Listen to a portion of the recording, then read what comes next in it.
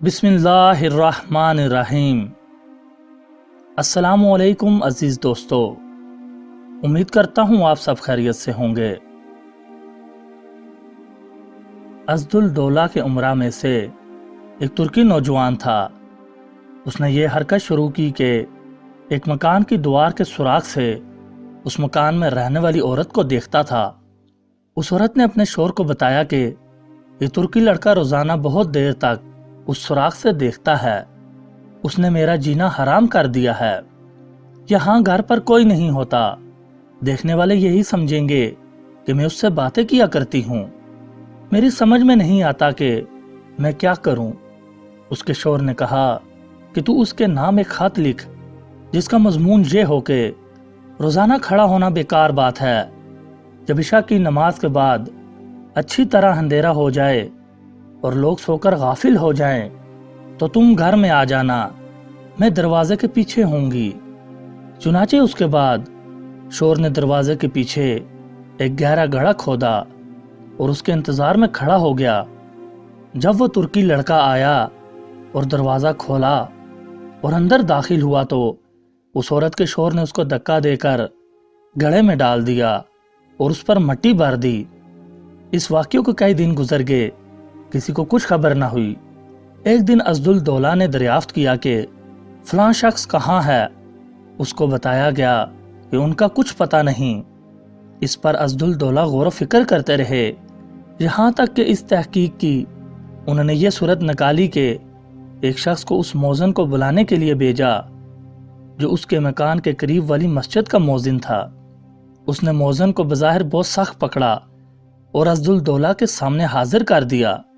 फिर अज़दुल दौला ने आहिस्ता से उससे कहा, ये 100 दिनार ले लो और जो कुछ हम तुमको हुक्म दें उसकी तामील करो। जब तुम अपनी मस्जिद में जाओ तो इशा की अजान ज़्यादा रात के यानी देर से देना और मस्जिद में बैठ जाना। फिर सबसे पहले जो शख्स तुम्हारे पास आए और तुमसे तेरी गिरफ्तारी नाफिज होने की तहकीक करे तो उसकी मुझे इतला दे देना। उसने कहा, बहुत अच्छा। तो उस मौज़िन ने ऐसा ही किया।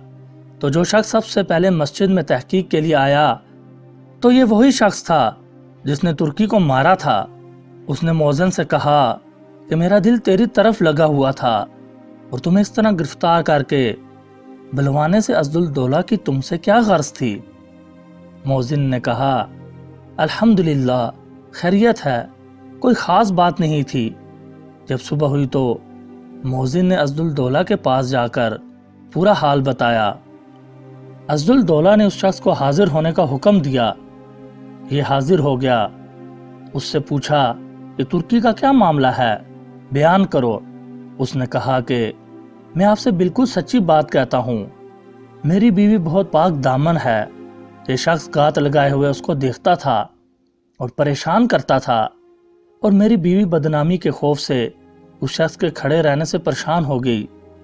तो मैंने उसके साथ ऐसा ऐसा मामला किया और पूरी तफसील बयान कर दी।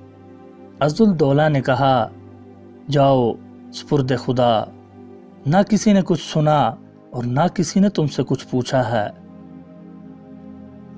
अजीज दोस्तों, बेशक बुरे काम का बुरा ही अंजाम होता है। अल्लाह ताला में इस वाक़ये से सबक हासिल करके बुरे अफ़ाल से बचने की तौफीक अता फरमाए, आमीन। उम्मीद करता हूँ आपको वीडियो पसंद आई होगी। वीडियो पसंद आने की सूरत में वीडियो को लाइक और शेयर ज़रूर कीजिएगा। मज़ीद अच्छी वीडियोस देखने के लिए हमारे चैनल को सब्सक्राइब करें और घंटी का बटन लाजमी दबाएं ताकि हमारी हर नई वीडियो सबसे पहले आप तक पहुँचे। मुझे दीजिए इजाज़त। अल्लाह हम सब का हामी और नासिर हो।